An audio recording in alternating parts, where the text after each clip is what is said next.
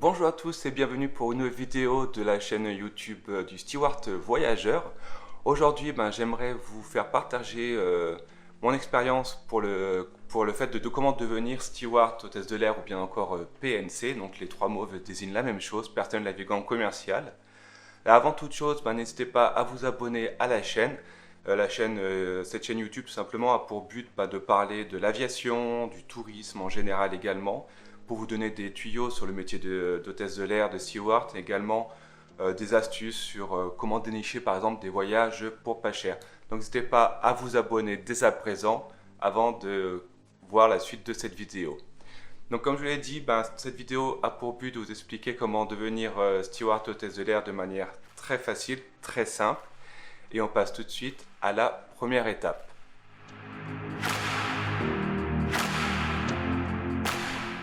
Alors la première étape, évidemment, que vous l'aurez compris, pour devenir steward hôtesse de l'air, c'est tout simplement de parler plusieurs langues, autre chose que le français. Alors le français est une langue évidemment très recherchée, parce qu'elle est quand même assez compliquée à parler, on ne s'en rend pas compte, mais c'est le cas. Une des langues principales à parler, c'est évidemment l'anglais. Comment faire pour apprendre l'anglais? Ça commence évidemment à l'école.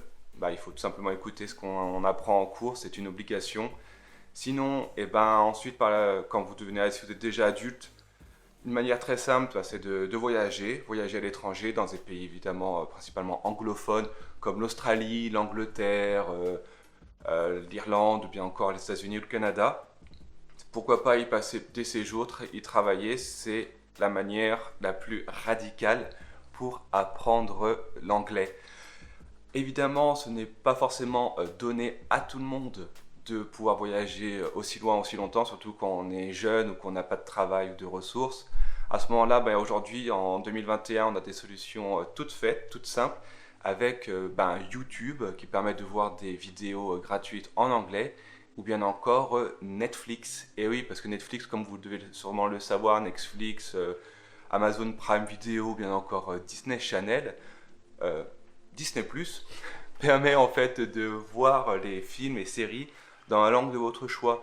Donc en fait, tout simplement, il suffit d'activer l'anglais avec ou sans les sous-titres. Donc si vous n'êtes pas encore à un niveau très suffisant, vous pouvez tout simplement mettre les sous-titres en français, ensuite en anglais, et ensuite par la suite évidemment, l'idéal c'est de regarder tout simplement les séries en anglais sans aucun sous-titre. Et de la même manière, pour l'audio, vous avez les podcasts sur iTunes par exemple qui permet d'écouter des podcasts en anglais, et franchement ça aide, ne serait-ce que pour entendre différents accents, parce que de par mon expérience, ça fait un peu plus de 11 ans maintenant que je suis dans l'aviation, et un peu plus après même dans le tourisme en général. On apprend l'anglais à l'école, c'est bien, mais en fait, il n'y a pas un accent anglais, il y a des dizaines et des dizaines d'accents anglais, parce que évidemment, vous allez tomber sur des anglais du Royaume-Uni qui ont un accent particulier, vous allez tomber sur des anglais américains, ensuite vous allez tomber sur des personnes qui ne sont pas anglaises à la base et qui vont vous parler en anglais, comme des Chinois, des Japonais, des Sud-Américains, et puis votre oreille doit pouvoir s'adapter à chaque accent. Donc d'où l'importance de bien vouloir, de bien comprendre tous les accents possibles et de vous exercer vraiment au quotidien. C'est vraiment un travail de longue haleine. Ensuite, évidemment, si vous souhaitez postuler dans des compagnies françaises, il vous faudra ce qu'on appelle le TOEIC. Donc le TOEIC, c'est un diplôme qui permet de mesurer votre niveau en anglais via un examen que vous payez. Donc de mémoire, c'est à peu près une centaine d'euros. Et on vous demande en fait d'obtenir un certain nombre de points, qui est compris en fait simplement entre 600 et 700 points en fonction des compagnies aériennes françaises. Donc c'est très français en fait, parce que dans certaines autres compagnies, on ne demande pas le TOEIC parce que il n'est pas reconnu. Pour vous entraîner au TOEIC, c'est très simple. Vous avez des bouquins qui existent comme celui-ci. Donc celui-là qui est le TOEIC qui est fait par Nathan. Donc à l'intérieur, vous avez un livre, des CD ou des MP3, ça dépend du format. Et en fait, ça vous explique tout simplement comment faire pour vous exercer au TOEIC. Donc c'est vraiment très bien parce qu'en fait, vous avez des exercices pratiques que vous retrouvez le jour de l'examen au TOEIC. Et en fait, il y a différents exercices sur l'audio, sur de l'écrit, sur de la grammaire, etc. Et ensuite, vous obtenez, alors hop, je cache mon nom de famille, vous obtenez un diplôme, du moins une certification comme celui-là, avec le nombre de points que vous avez obtenus. Donc c'est un examen qui est sur quasiment 1000 points, donc je crois que c'est 980 points de mémoire. Et ensuite, avec ceci, vous pouvez démarcher les compagnies aériennes françaises qui vous l'exigeront tout simplement. Évidemment, l'anglais, il n'y a pas que ça comme langue à connaître. L'idéalement, c'est de parler 3-4 langues. Par exemple, pour ma part, je parle français, anglais, espagnol. Aujourd'hui, je commence à maîtriser quand même l'allemand, parce que j'ai quand même beaucoup de voyageurs allemands au quotidien. Et c'est vraiment un plus de parler différentes langues dans ce genre, dans le métier de PNC, tout simplement. On va passer tout de suite à la deuxième étape pour devenir steward et hôtesse de l'air. Alors la deuxième étape, c'est évidemment la formation de PNC, donc personnel navigant commercial, je vous le rappelle si vous n'étiez pas au courant. Donc en fait, la formation, c'est quelque chose qui est un peu spécial parce que si vous me regardez et que vous êtes en France, il faut ce qu'on appelle le CCA. Donc en fait, le CCA remplace ce qu'on appelle le CFS et à l'époque le CSS. Tout simplement un diplôme qui vous donne le droit de postuler dans les compagnies aériennes françaises uniquement, dans style Air France, Hop, Transavia, French Bee, etc. Donc c'est une formation qui est payante, il faut compter entre 1500 et 3000 euros pour la faire. Personnellement, je l'ai faite à l'époque et je peux vous garantir que quand vous êtes chômeur, en recherche d'emploi ou jeune étudiant, c'est assez compliqué de pouvoir vous la faire financer. Mais si votre objectif n'est en fait que d'intégrer une compagnie aérienne avec un drapeau français, alors la formation est indispensable. Si par contre vous souhaitez travailler pour une compagnie aérienne étrangère, style EasyJet, Volotea, Ryanair ou encore les compagnies des Émirats arabes comme Emirates, et en fait les compagnies là vous forment gratuitement lorsque vous entrez, vous êtes recruté dans la compagnie en question. Donc en fait, je dis gratuitement avec des guillemets, parce que selon la compagnie aérienne, certaines vont vous faire une retenue sur salaire pendant plusieurs mois, 1 an, 2 ans. D'autres, comme ça a été le cas pour moi, vont vous demander une loyauté c'était 18 mois à l'époque, une loyauté car en fait la formation, comme dit, coûtait cher, on vous nourrit, on vous loge, faut compter environ 1 mois de formation et c'est vraiment très très intensif. C'est vraiment du H24 quasiment parce qu'il faut emmagasiner dans sa tête environ 300 à 400 pages de manuels avec des procédures sur l'avion sur lequel vous allez être amené à travailler, sur les procédures de sécurité, etc. etc. Et c'est vraiment très complet, très poussé. Donc forcément, les compagnies, si elles investissent sur vous, elles exigent un minimum de loyauté. Et par exemple, dans mon cas, si je devais quitter la compagnie avant les 18 mois, il y avait un calcul qui était fait et j'aurais dû payer la somme restante. Donc voilà, donc après à ce niveau-là, une fois que vous avez été formé par exemple sur une compagnie aérienne étrangère, celle-ci va vous délivrer un certificat que vous garderez forcément avec vous et qui est utilisé par exemple si vous avez un contrôle de l'aviation civile en France ou dans d'autres pays dans lesquels vous voyagez. C'est un document à montrer par la suite. Il faut savoir que ce document peut être converti au CCA, donc la formation à laquelle je parlais dans cette deuxième partie au tout début. Donc en fait, il suffit ensuite de contacter la DGAC, de leur fournir votre certificat que vous avez obtenu dans la compagnie aérienne dans laquelle vous travaillez. On vous demande un chèque pour les frais administratifs, donc de mémoire c'est à peu près 80 euros. Et ensuite la DGAC tout simplement vous envoie le CCA par la poste et ça vous fait économiser quand même pas mal d'argent.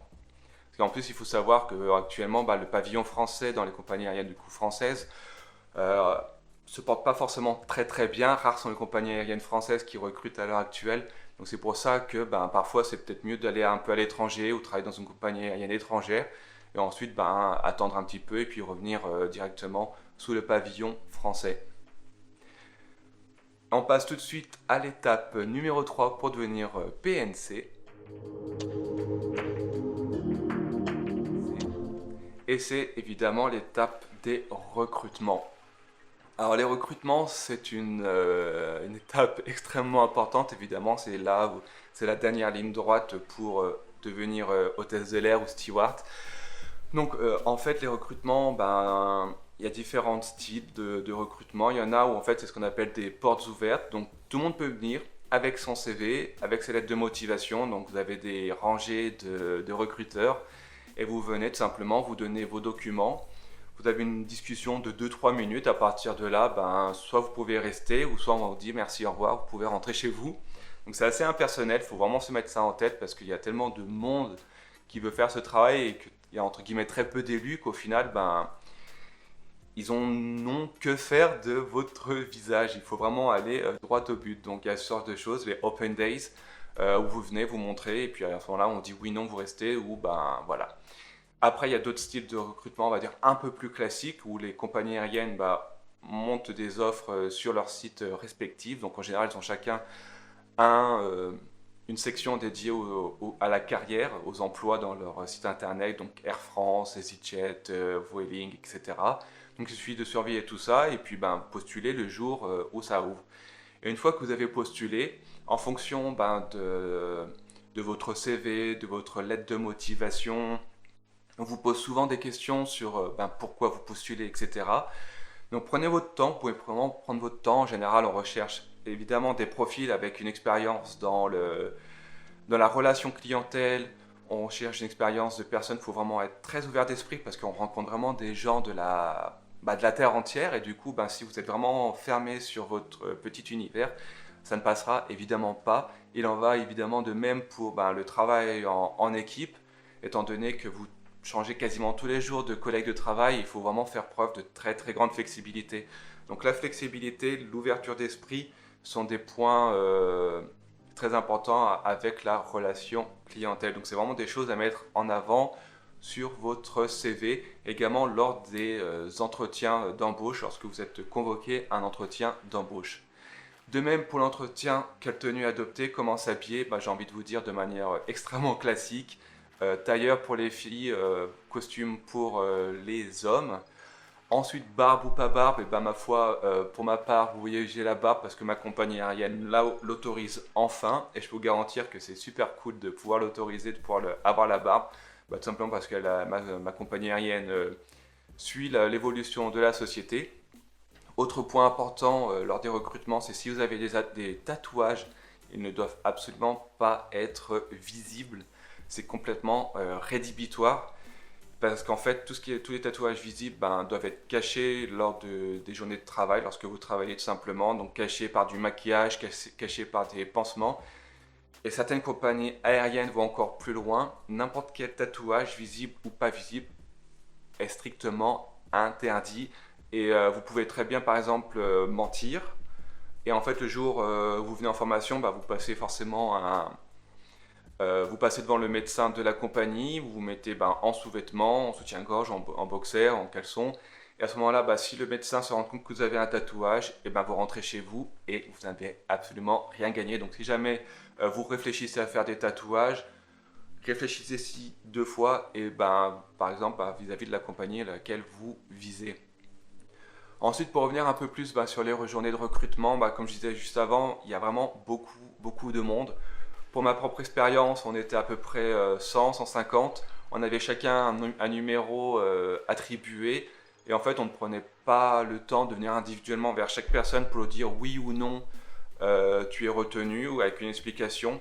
On donnait les numéros de chaque individu, de chaque candidat. Et puis si ton numéro était cité, votre numéro était cité, tu te levais et tu partais, tout simplement. C'était un peu genre casting. Et c'était vraiment très, très, très impersonnel. Et ensuite, durant ces journées de recrutement, il y a différentes activités qui sont proposées. Souvent, on commence par des tests assez basiques, que ce soit en mathématiques, que ce soit par exemple en anglais pour voir un peu votre niveau. Alors c'est sûr que si de toute façon vous postulez dans une compagnie aérienne étrangère, les tests tout se fera en anglais, donc on va dire que on écrème très très vite si le niveau d'anglais n'est pas bon. D'où l'importance, comme je le disais dans la première partie, de connaître impeccablement son anglais. On ne demande pas forcément un accent en anglais parce que de toute façon, nous en tant que Français, on peut parler n'importe quelle langue, on aura toujours notre accent Frenchy, donc ça ne sert à rien de vouloir se forcer. Il faut juste vraiment bien parler et bien comprendre l'anglais. Donc, comme je disais, donc, des petits tests, on écrème. Ensuite, il y a des examens, des tests en groupe. À ce moment-là, ce qu'on recherche dans le groupe, c'est tout simplement comment vous arrivez à vous intégrer dans l'interaction avec vos potentiels futurs collègues. Donc à ce moment-là, il ne faut pas être dominant, il ne faut pas être dominé, il faut vraiment donner la possibilité aux autres personnes de parler avec vous, d'interagir, ne pas couper la parole à tout bout de champ. Souvent, on donne un pseudo-objectif à atteindre, et il faut savoir que souvent, l'objectif, on s'en fout de l'atteindre ou pas, parce que c'est souvent insoluble, c'est souvent des choses alarmant moelleux. Et le but, c'est vraiment de voir comment vous interagissez avec vos autres collègues. Tout simplement, ensuite, expliquer vos choix, par exemple, pourquoi plutôt ci, pourquoi plutôt ça, et même à ce moment-là, lorsque l'examinateur vous demande pourquoi vous avez plutôt fait ça ou ça, et voir comment vous réagissez, toujours souriant, souriante, toujours avec un langage corporel ouvert, etc. Jamais se replier sur soi-même, ça, c'est pas bon.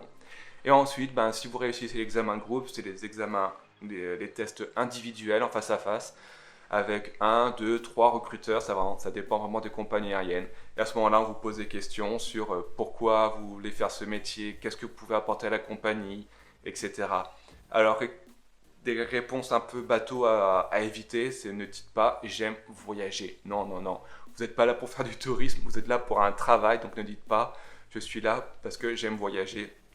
Il faut vraiment que vous puissiez prouver que vous apportez quelque chose à la compagnie, que ce soit votre bonne humeur, votre cohésion d'équipe, votre maturité, votre relation clientèle, tout ça, il faut le montrer. Et autre point important, et c'est valable de toute façon dans tous les recrutements, dans n'importe quelle société qui existe au monde, quand vous postulez et que on vous demande par exemple pourquoi vous voulez travailler chez nous, il faut savoir, on va dire, l'historique de la compagnie, de la société dans laquelle vous postulez. Si vous n'avez aucune idée du type d'avion que la compagnie aérienne a, des destinations proposées, du nom du directeur, depuis combien de temps la compagnie existe, déjà c'est mal barré. Donc si vous arrivez jusque-là, il faut bien un peu avoir en tête l'historique de la compagnie, ce qu'elle propose, ce qu'elle fait comme client et un peu le style d'offre qu'elle propose à ses passagers au quotidien. Voilà. Ensuite, j'espère qu'on arrive au bout de cette vidéo. Si vous êtes toujours là, n'hésitez pas à mettre un pouce et une nouvelle fois à vous abonner pour faire vivre la chaîne. Et puis ça motive toujours à faire de nouvelles vidéos.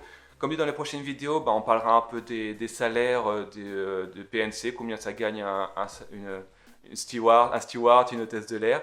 Également des tips sur comment voyager beaucoup moins cher, etc.